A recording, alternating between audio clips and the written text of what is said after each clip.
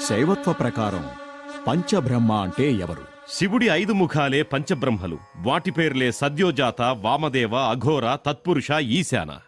ఈ 5 ముఖాల్లోంచే న మ షి వా య నమశివాయ అనే పంచాక్షరి మంత్రం ఉద్భవించింది. ఈ 5 ముఖాలకి చైతన్యమిచ్చే ఆ శివుడే పంచముఖ పరమేశ్వరుడు, ప్రపంచ నాయకుడు. సరే, విభూతి ధారణ 3 రేఖలుగా ఎందుకుండాలి? వాటిని అడ్డంగానే ఎందుకు పెట్టుకోవాలి? అగ్నిమితి భస్మం, జలమితి భస్మం, స్థలమితి భస్మం, భస్మవ్యోమేతి భస్మ అనే వేదమంత్రం విభూతిని ప్రస్తావించింది. అగ్నిసార భస్మం వర్చస్సుని, తేజస్సుని, ఐశ్వర్యాన్ని, రక్షణను, పవిత్రతను, శాంతిని ఇస్తుంది. భస్మభాసన భసితం ప్రోక్తం భక్ష్యకిల్మష భక్షణాత్ అనేది స్మృతివాక్యం.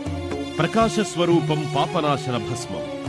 ఓంకారంలో అకార ఉకార మకారాలకి, ఋగ్ యజుర్ సామవేదాలకి, బ్రహ్మ విష్ణు మహేశ్వరులకి ప్రతీకలుగా విభూతిని 3 రేఖలుగా పెట్టుకుంటారు.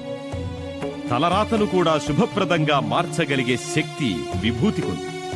వ్యాపకత్వానికి సంకేతంగా, లలాట రేఖలకి ప్రతీకలుగా విభూతిని అడ్డంగా పెట్టుకుంటారు.